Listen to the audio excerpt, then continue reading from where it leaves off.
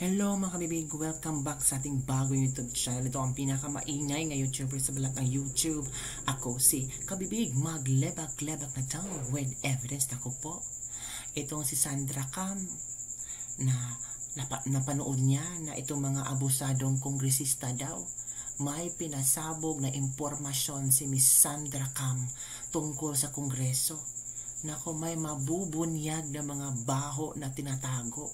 May kakasuhan or naghihintay lang rakam para imbitahin ng kongreso.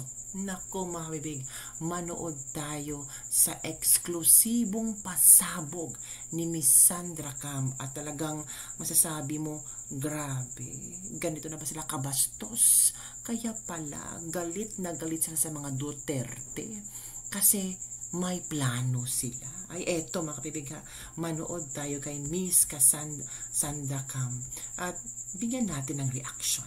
Okay? So, let me share my screen to all of you. Ito, manood tayo. Okay, let's begin. Reaction lang po dun sa mga nangyayari ngayon sa Senado at sa Kongreso. Kongreso? Well, I'm calling it as a house of contempt. Not anymore a house of Congress. Sobra na. Gusto nila, yung kung anong gusto nilang sabihin umarnate, yun ang dapat ilabas. More than an investigator na sila. Hindi naman sila mga korte. So, itong quad committee na to, mga, they feel like they are above the law. Na kung sinang gusto nilang ano, at saka kagaya nung KGM Garma, below the belt. Kung mayroon silang iimbestigahan, yung doon lang sana, within. Hindi na yung pati yung kabit, yung boyfriend, bakit mga malinis pa sila? Yung apat na chairman ba, mga malinis yan. Actually, may kilala ko dyan, dalawa. Ang time na ako yung patawag ng Kongreso dahil dyan sa PCS. O balita nga po namin, ipatatawag din kayo sa Kongreso. Opo, dahil daw doon sa PCSO, issue ng 90B. I don't mind. Marami man akong papeles dyan.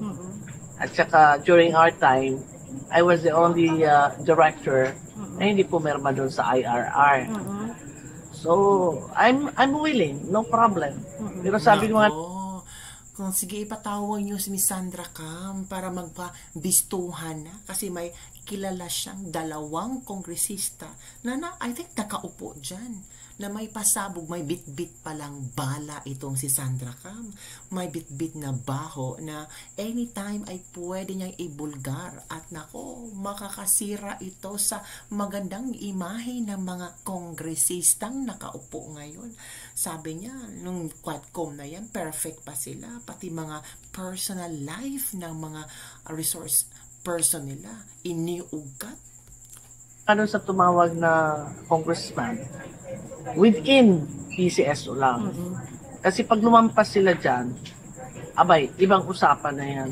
Hindi ako papaano sa kanila. Kung i-contempt nila, walang problema yan. Paano yung pag kina-contempt kayo doon? Dadala na kayo ng damit? Pagpunta ko, dadala na ako ng damit. Para hindi na ako kakaba-kaba na wala pa. Dala ko ng aking mga gamot, insulin, kasi diabetic ako. Pero Pareho pala tayo.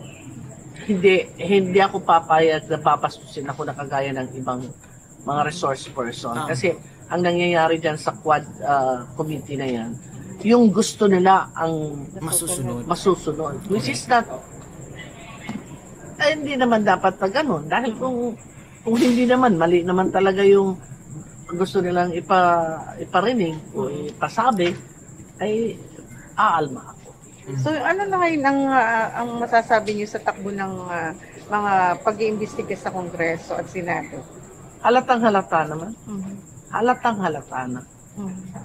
Isa lang ang tinutumbok nila dyan. Alam na natin. So, kaya tayo na mga Duterte supporters, magkaisa tayo. Dahil para na ito sa bayan. Hindi na ito politika, kundi usapang bayan na ito. Correct. I agree with Sandra Cam. Hindi naman tayo bulag, hindi naman tayo bobo, tanga, na hindi natin alam at hindi natin gets kung saan patutungo itong Quadcom Committee. Pati si VP Sara, ginigisa na rin sa Kongreso. Diba? Tapos, ipa-impeach daw si VP Sara. One of the reason kung bakit gusto nang i-impeach si VP Sara kasi hindi na nag-take oath during sa ano ba yung governance nila. Galit daw ang mga kongresista doon. Parang inapakan ang kanilang mga ego. O pero sinasabi po lagi ni Vice Sara na hindi naman siya tatakbo sa 2028. Well, hindi naman siya pwedeng magsabi ng ganyan kasi siya naman ang talagang inaasahan ng taong bayan na makaahon sa gobyernong ito ngayon. Okay mga kabibig, may tanong ako sa inyo. Kung hindi tatakbo si VP Sara Duterte sa 2028 bilang presidente, sino ba ang gusto niyong tatakbo? Papayag ba kayo na hindi tatakbo si VP Sara sa 2028? Salukuyan. So sa ngayon, ano po yung inyong mensahe dun sa mga kongresista at mga senador na talaga namang grabe na yung ginagawa nilang pagtatanong sa kanilang mga resource person? Well, sa mga senador at saka sa mga congressman, ilan lang ang boto nyo? Especially for those congressmen.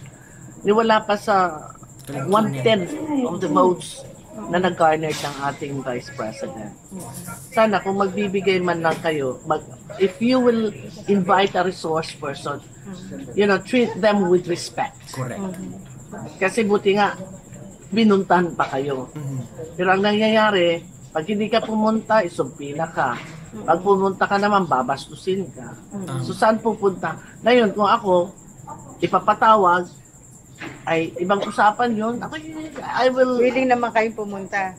I'm very willing. Okay. And I will answer with PCSO issue lang.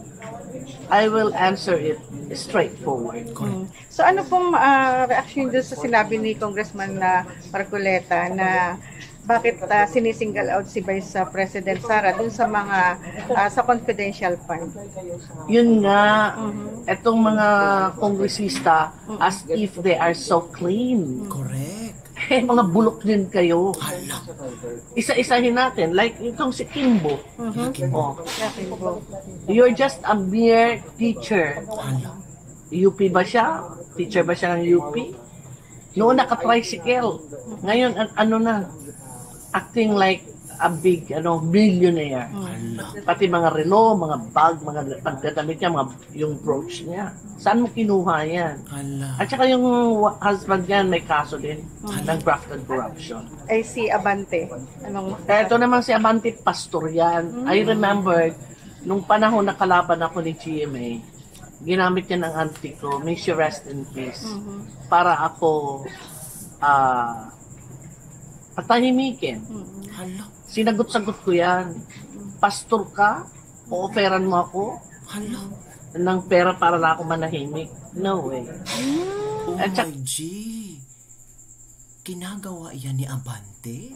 Uy, si Sandra Cam na ang nagsabi. Inofera ng pera ni Abante si Sandra Cam para tumahimik. Kaya nga sabi ni Sandra Cam, pastor ka? Tapos gagawin mo to? Naku, mga kapipig. Saka may nagsabi sa akin sa mga distrito niya, and I have to double check it first, na mayroon din kaso yan ng child abuse. Oh. So, ipapacheck ko muna. Pa next week, maghalongkat ako dahil baka mamaya ipatawag ako at mamaya aarte-arte yan sa akin. At least mayroon akong pambala sa kanya. Opo. Ayan. Okay, marami. Hala, mga kabibig. Grabe yung revelasyon ni Sandra. Child abuse? Hala. Tapos, susuhulan sana ni Abante si Sandra para tumahimik. Tapos, may uugatin pa si Sandra Cam laban kay Abante.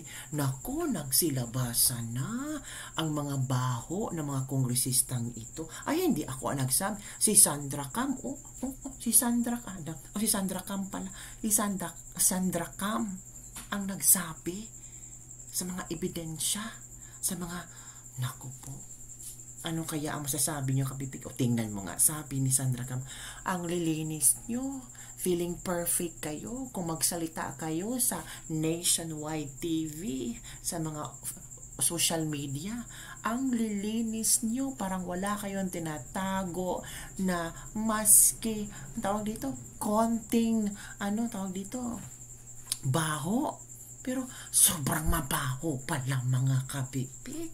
Ay, buti ba si BP Sara? Very confident. Kung babatuhin nyo siya ng tinapay, nakahanda ang mga ebidensya na isasampalin sa inyo. Diba kabibig? Kung tingnan nyo, sige ipatawag yung si Sandra Cam. Baka si Sandra Cam ang maglilintikan kayo kay Sandra Cam. So yun lang kabibig ang ating latest lebak-lebak. I was so shocked sa mga revelasyon ni Sandra Cam. Oh my goodness. Nako, mga kabibig. Yan lang po mga kabibig. Don't forget to like, subscribe, i-share nyo ang video. Uy, oo. Bye everyone. See you next time. Nako, katakot naman to. Mga revelasyon ni Sandra Cam. Totoo kaya ito?